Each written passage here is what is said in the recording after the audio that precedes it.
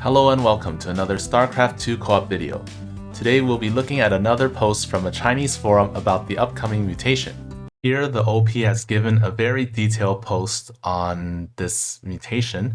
First, some terms. Pattern A is when the first hybrid is a ground hybrid. The first attack wave comes at 315. Pattern B is when there's air hybrid and the first wave comes at 310. On paper, this looks like it's just a single mutator mutually assured destruction, so you have to fight. You don't want to fight up close, and Eminent Domain is only there to bully tower commanders and Stedalites. So Stukov P3 can be very easy, just like last week, and if you think it's too easy or if you want to solo it, try Raynor. When there are double waves, for example, 18 minutes, 50% of the time, the 18-minute wave for pattern B will spawn top left and bottom right. And then there's also the 1935 wave. If you clear it slowly, the bottom left wave will spawn. So this is for pattern B. And also for the last wave, the 23.5 double wave, 23.5-minute double wave.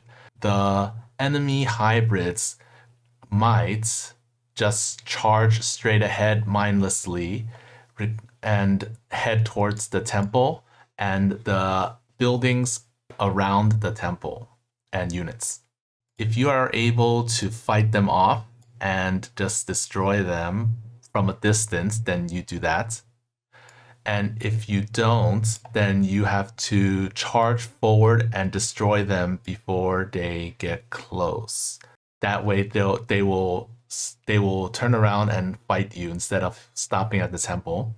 This, where the hybrid wanders aimlessly, especially the Nemesis, is very noticeable for the bottom right waves from the 18-minute and 23.5-minute waves. Normally, this is a good thing because you get to attack them for free and they won't do anything. But since there's mutually assured destruction, if they go towards the temple, they're going to blow the temple up and they might take over any buildings with eminent domain. If you want to avoid this kind of situation, this is what you should do. First, do not let two red dots appear on the minimap at the same time. So for the 18-minute wave, it spawns at 18 minutes in the top left, and the bottom right one starts moving at 18:45.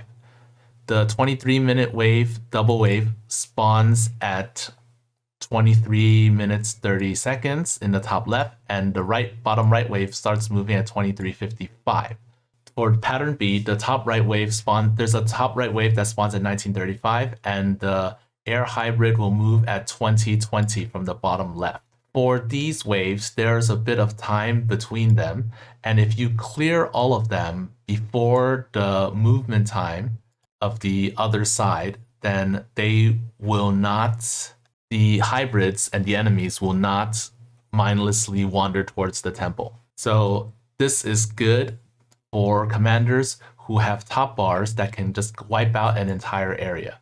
For duels, if you want to defend these individually, the commander that can deal more damage in a short time should be in the top left, and the slower commander should be in the bottom right. You want to use units that can snipe and deal high damage from the back. This way you can snipe the hybrids that have gone crazy, and they won't attack you, they won't retaliate.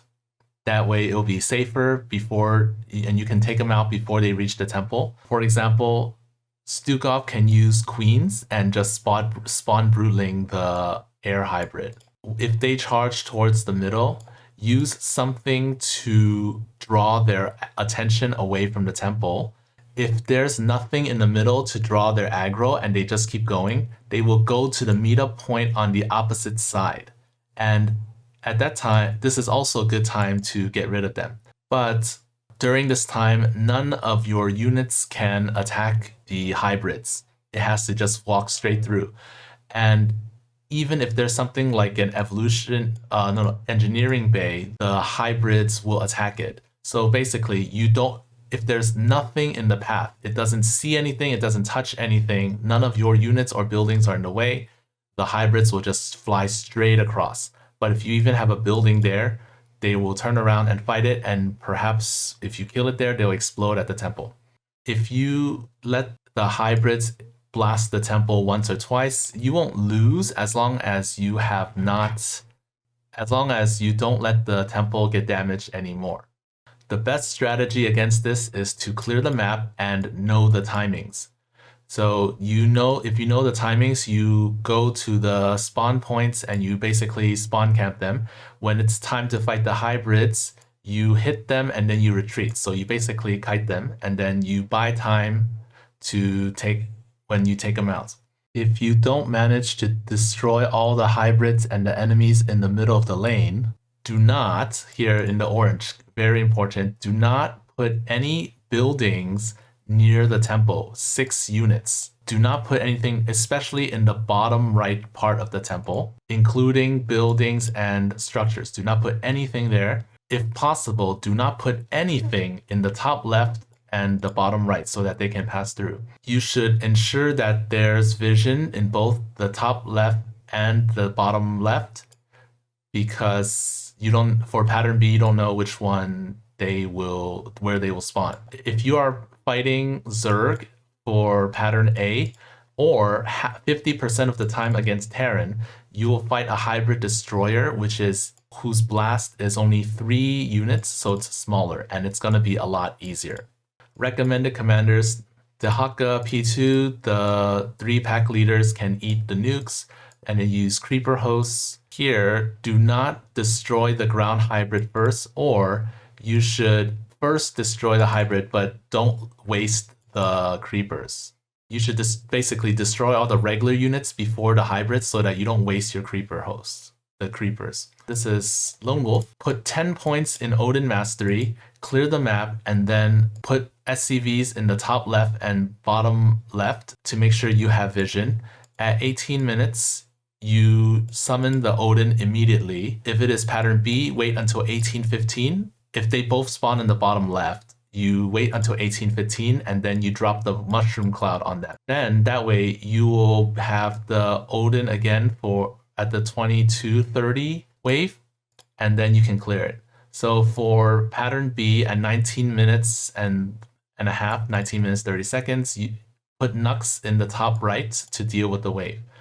For solos, or if your ally is weak, you can consider using Cannonball as your 5th outlaw to defend against the hybrids. For Stukov, P1, P3 are both fine. If you're using P3, you don't really care if the hybrids wander, because if they blast your infested while you're en route, they're sacrificial anyways. For the 18-minute wave, if Stukov defends the top left, the bottom right hybrid will definitely fly towards the temple. It would not be strange if they do. So do not put bunkers in the top left part of the temple or the bottom right. For duels, you should fight together with your ally, and then if the hybrids really rush towards the temple, then move your psi emitter away, and then hopefully the Marines will draw the hybrids away. Whether you're using P1 or P3, you should add tanks and queens. The tanks can destroy the ground hybrids, the queens can destroy or trade with the air hybrids. You should uproot a barracks to infest to keep to maintain your distance, but your barracks should not sit down, because if it sits down, Amon can take it over. If you're using P1 and you're fighting against air, you should use Diamondback Tank, because the Liberator's damage reduction is not going to be good enough against the 750 damage from the nukes. The Liberators also there's a bit of acceleration and deceleration when they use that cloud ability. I think that's what it is. Phoenix P2, same as last week. Your cheerleading squad should be in a safe place. Your champions do all the glorious work. And if hybrids come from the bottom right, you should note whether or not they have gone crazy. If they have gone crazy, make sure that your shells are not in the way of the crazy hybrids. Don't put them in the top left or the bottom right. If you have extra money, make cyber cores, but don't block yourself. Don't wall yourself in. do not put your production structures near the temple. For Stedman P1, I think Stedman P1 is going to be less of a hassle. You can use the hardened shield lings and use hydras against the air. Even though you don't have Super Gary's E-Gorb, the enemies are basically regular brutal strength, so it's nothing that your units can't defeat. Move the Hydralisk back when you are fighting the hybrids. For P2, even though you are going fighting waves will be easier, you have to pay attention, make sure you overcharge to protect your Zerglings. You need to clear the map and replace Stedalites, because when Stedalites are destroyed twice, they are gone for good because of Eminent Domain. It's a bit more annoying. For the last wave, when they attack from 3 sides, you can just spread Zerglings everywhere. As long as the temple doesn't die, you'll be fine. Nova P1, if you don't take pattern B into consideration, you can use 700 mineral airstrike on the waves, use Raven turrets to draw aggro, and use Liberators to take care of the enemies. When the turrets go down, you pull back and repeat. When you're fighting the small number of air hybrids, you can use Nova's airstrike, and then if you have money, you can make a few ghosts. With your extra money, you can make lots of engineering bays to block, and if they die, it doesn't matter. Just it will block Amon's way. Overall, this mutation is not difficult, but when there are 4 air hybrids and the 18-minute wave for pattern B, it can be quite difficult. For Han and Horner P0, any prestige actually, with Eminent Domain, the Galleons are invincible, so put a Galleon on each side and then add battle cruisers or wraiths to defend against air. All you need to do is take care of the hybrids and the first 3 thrashers. Your wraiths can take a hit from the half damage range, so when you are about 4 to 6 units away from the blast. But Vikings, even when they take half the damage, they will still die. So Vikings should just stay in the starport. Next week is Portal Power, which is power overwhelming, riffs on void thrashing. I have beaten this with Abathur and Hakka, but when I tried this with Lone Wolf, I had trouble with the 820 and 940 waves. I kept getting many far rifts and I just died to them. For this week, you want to avoid letting the hybrids explode on the high ground, and this design is probably to counter the eye-deaf players. In the beginning, in the early game, it's pretty much the same as regular Brutal, and Temple is the easiest map to clear structures on. So the basic plan, the general plan, is to clear all the structures and stuff the spawn points. In the mid and late game, you have to remember that mutually assured destruction exists, because some people forget it, and if you don't, you will have to suddenly regroup your forces. For the hybrid waves, remember to kite them. Based on my experience with Lone Wolf, your game plan is going to be something like this. Around 7 minutes, the first hybrid will appear in the bottom left, and after you destroy it, then you clear that path. Sam takes care of the hybrid. Tykus and Sirius will start clearing the lane on your side. From 7 to 10 minutes, clear the lane on your side. At 10 minutes, use the Odin to drop down on your allies' lane and clear all the structures there, and destroy the enemies there too. Unlike microtransactions Black Death, this one requires you to move a lot. Rainer, tanks, spider mines will blow up the ground units, Vikings will destroy the air hybrid. If you get blown up so badly that you have to regroup your forces, that just means that you did not put enough spider mines. Kerrigan, her weakness against air limits her ability to shine. The good thing is that against ground, you can use Brute Lords to deal with them. Artanis, use Zealots to block the hybrids and use Tempests or Dragoons to attack from a distance. You need to remember that units who have Guardian Shell will not draw aggro, so the enemies will move forward, and leave your Solar Bombardment for the key waves. Swan, don't bother with structures, just make tanks and add a sea of wraiths.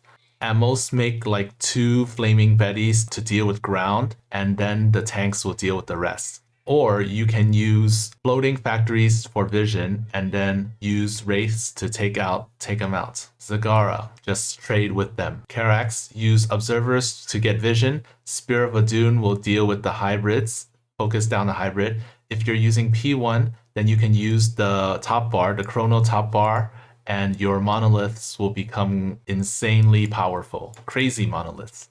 Nova, ravens throw down turrets to draw aggro. Liberators and ghosts focus down the hybrids. No one will not use the airstrike right. Abathur, P2 hosts treat you to an endless buffet of locusts. Alarak, if possible, your last attack should be the push on the hybrid, or use Wrathwalkers and just focus them down. And it's really exciting when you have to run after you take them out. Stukov, to supplement what was said earlier, when using Liberators against Zerg, beware of Infestors. Phoenix, Avenging Protocol is great, so just feed it. To Hakka, I have 3 pack leaders. I have a bunch of creeper hosts. Remember to split up your creeper hosts into different waves. This is interesting. It says, when your creeper hosts destroy themselves after their time expires, they can hurt your own units on the ground. I don't know if that's true or not, but okay. Tykus, Sam attacks the hybrids. Tykus throws his grenade. Nux uses his electricity, his storm. You know what I want to say, right? Stetman, hardened shieldlings, and they will hold a lane on their own and make a sea of infested roaches, and it's just a breeze through this mutation.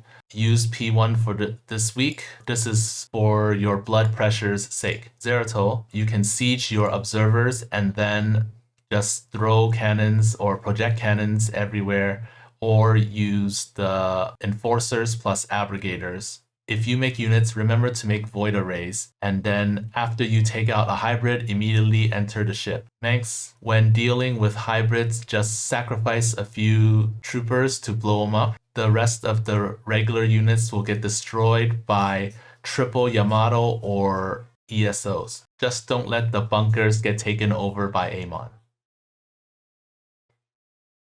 Here, what about Vorzun? Vorzun, 1, she doesn't have much mobility. 2, she has short range. If you use her, you're gonna have to regroup your forces. Supplement. Han and Horner, fight the hybrid waves the same way that you would in regular Brutal. But you have to remember to kite at the end, and don't rush forward. If possible, you should place your mag mines at the spawn points and use the AoE to destroy the regular units. Use your 3 top bars and watch them die. If you have confidence in your control, then you can try using top bar in conjunction with these are BCs. Yesterday, I unintentionally found out that mutually assured destruction can explode on the temple.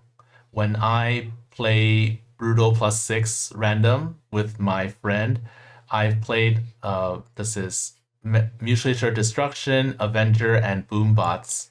And in my allies lane, there was a hybrid that had 10 stacks of Avenger. He was afraid of losing units, so he attacked it while running. He kited it all the way to the temple, and then when the hybrid was down to its last health, it blew up the temple.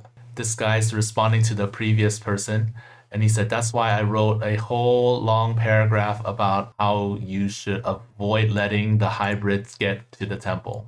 And here I am thinking that you can use structures to stuff the lanes and let Amon take them over with Eminent Domain. And then Amon's units won't be able to come over, but then will the buildings just simply blow up? If you are using Terran, you can let the buildings burn down, but the main thing is that you still have to deal with Thrashers. If you let the buildings burn to block the paths, then you have to use air units. Use the Terran with the best air damage. However, today I saw Tutu solo. You can block and just don't block it completely, and it will still stall them. and you can give your top bars or your units time to recuperate. This is especially useful for the 2330 big hybrid wave. And that's it for this post. What advice do you have for this mutation? Comment it down below and I'll see you next time.